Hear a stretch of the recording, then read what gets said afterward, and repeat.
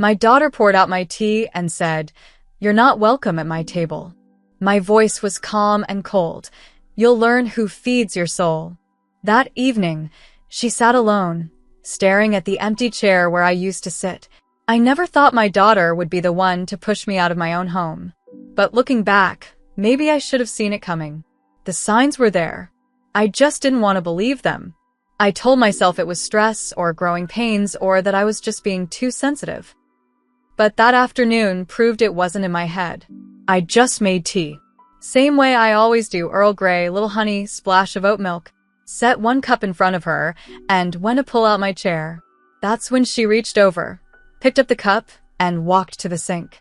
She dumped it out without saying a word, then turned back to me and said, calm and clear, "You're not welcome at my table." I didn't yell, didn't cry. I just stood there and said, "You'll learn who feeds your soul." And I walked out.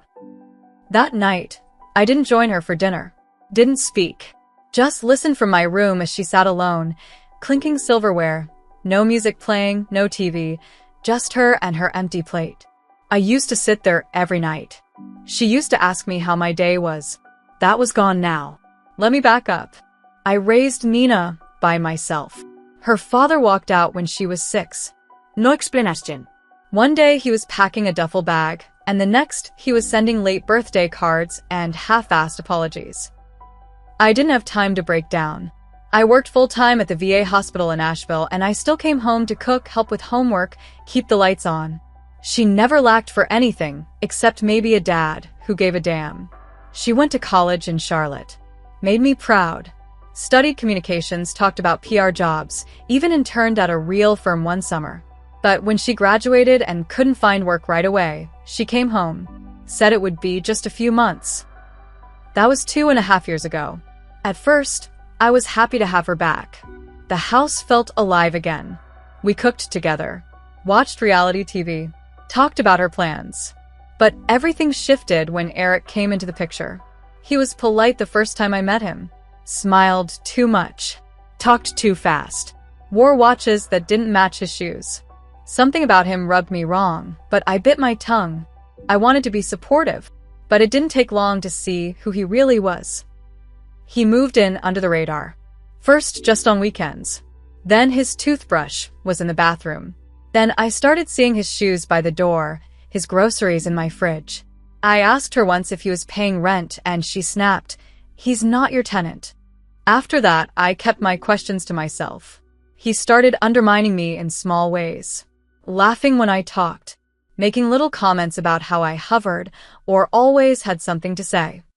She started repeating those lines too.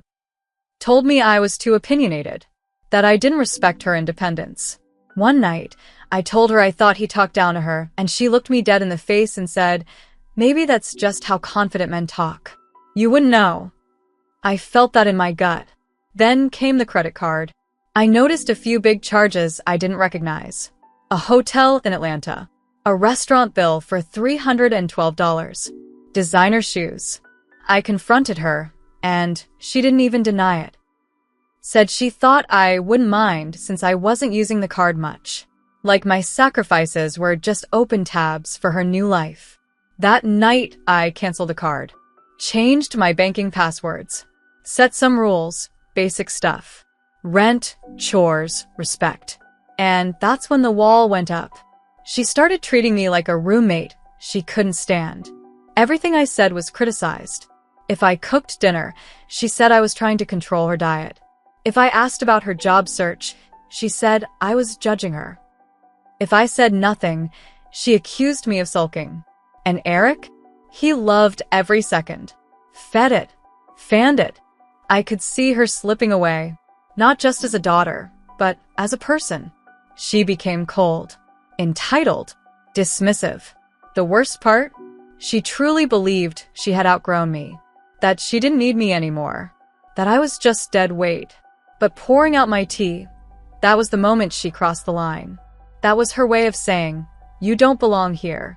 Not just in the kitchen, not in the conversation, not in her life. I didn't respond with anger because I knew something deeper had been broken. You don't fix that with yelling. You let it sit. Let them feel the space they created. That night, she sat at the table alone. One plate, one glass, staring at the empty chair where I always sat. She thought cutting me out would make her stronger. But she doesn't realize everything she knows about strength, she learned from me. And I still have more to teach her. I'm not done. After that night, things shifted, but not in the way she thought they would. She thought I'd break, that I'd come crawling back to her table, apologize, beg to be included again. But I didn't. I stopped cooking for her, stopped folding her laundry, Stop checking in. I turned off the lights when I left a room, kept my door shut. My world got smaller, but calmer. She didn't know what to do with that silence. She tried pushing harder. She left dirty dishes in the sink for days, played her music loud at night, made snide comments under her breath.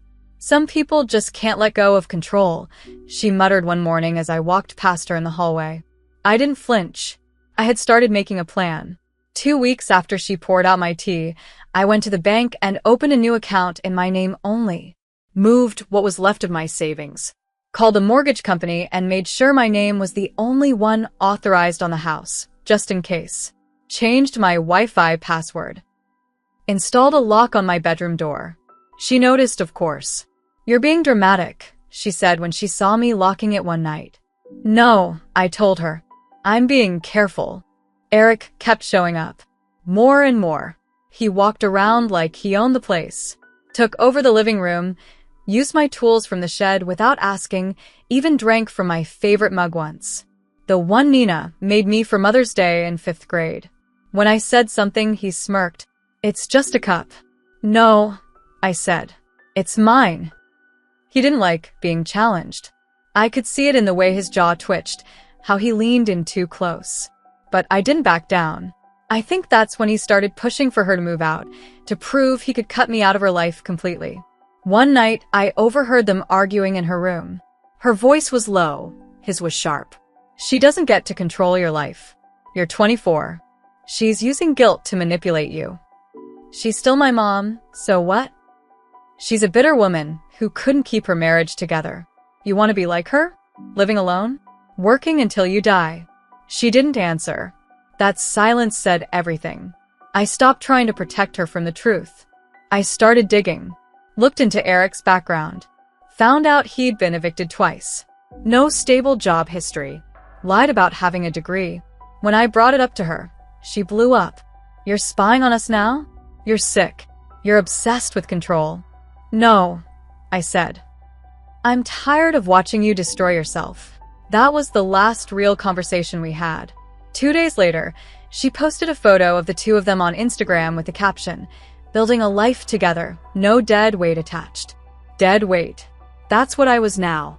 That's when I stopped holding back. I met with a lawyer. I made it clear. She's not on my deed, my accounts, or my insurance.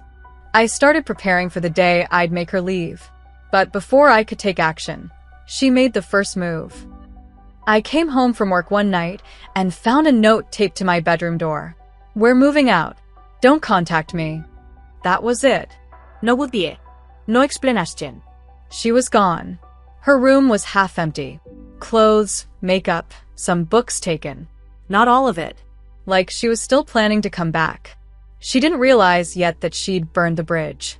I didn't cry. I sat in the kitchen, brewed a cup of tea, used the good mug, and for the first time in months, I felt peace. But this wasn't over. Not even close. She thought leaving was power, but I knew her better than she knew herself. I knew how this would unravel, and when it did, I'd be ready. She was gone for 4 weeks. I didn't hear a word from her. No texts. No calls. Not even a message to check if I was okay. I held the line. No contact. I refused to chase her. I had done enough chasing for one lifetime. But silence has a way of exposing cracks. Around the 5th week, I got a call from her old college roommate, Lana. We weren't close, but she'd always been kind when Nina was away at school.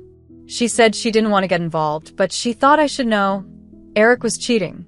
He's been messaging my friend on Instagram, sending money, asking to meet up when Nina's at work. I thought she already knew. I thanked her and hung up. I didn't call Nina. Didn't run to her defense. She chose this man. She poured out my tea. But then the text started. First, just one. Hey. A few hours later. Can we talk? Then nothing for a day. And then, I think I messed up. Still, I didn't respond. The next week, she showed up at the house. No warning. No knock. Just opened the door like she still lived there. I was in the kitchen. She looked thin, tired. Her mascara was smudged. Her hands were shaking. Eric's gone, she said. He took my laptop, my wallet, he drained my savings. I didn't move. I stirred my tea and waited. I didn't know who else to call.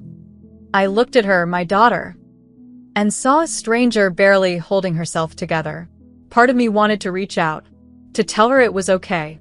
But the other part, the part she'd kicked and humiliated, was still wide awake. Why'd you come back?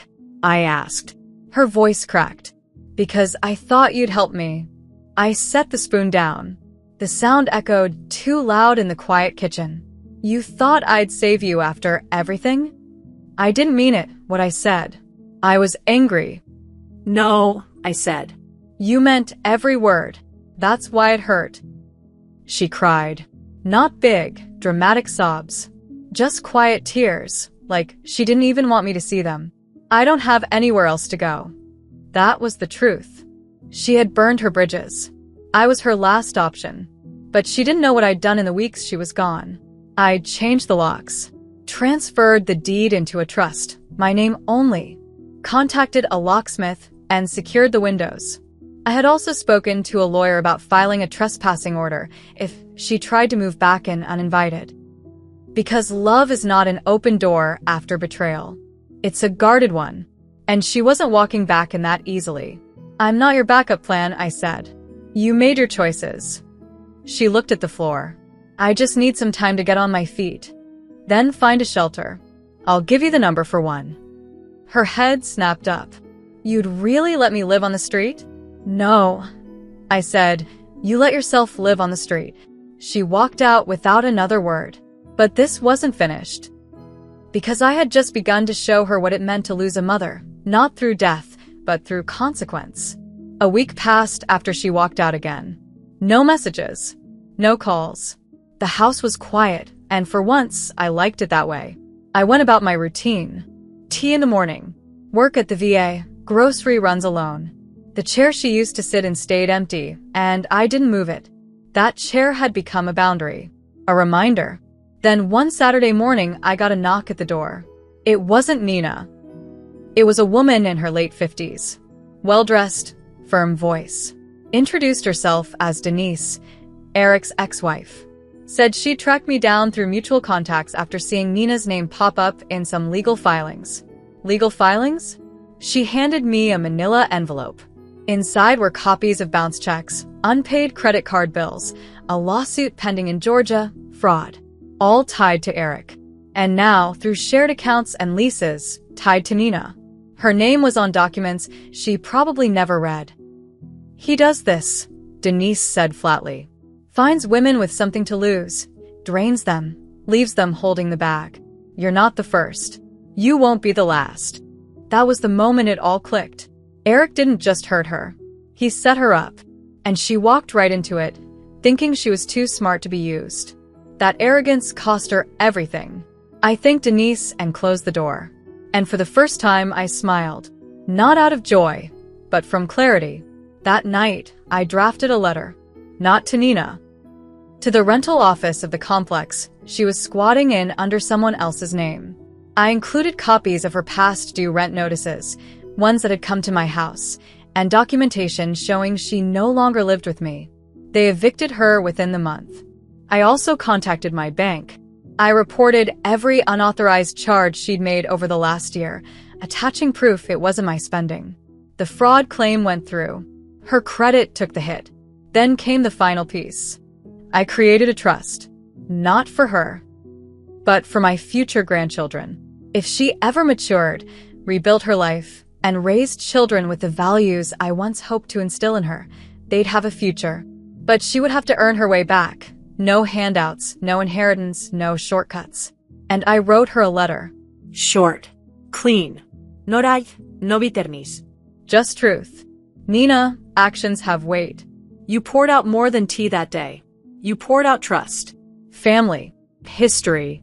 You believed I was just an obstacle, but I was your foundation. You only noticed when it cracked. This is not punishment. It's consequence. When you're ready to take responsibility, not just seek rescue, you'll know where to find me. Until then, Mom, I never send it. I keep it in the drawer where I used to save her childhood drawings. 2 years have passed. I heard from a friend that she's working retail in another town. Living small. Quiet.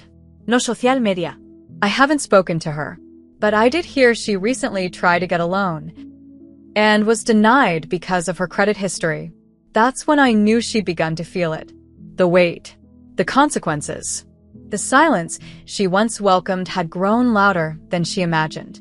And every time she thinks of me, of the chair, the tea, the life she threw away, I hope she remembers I was the one who fed her soul. And I'm the one who took it back.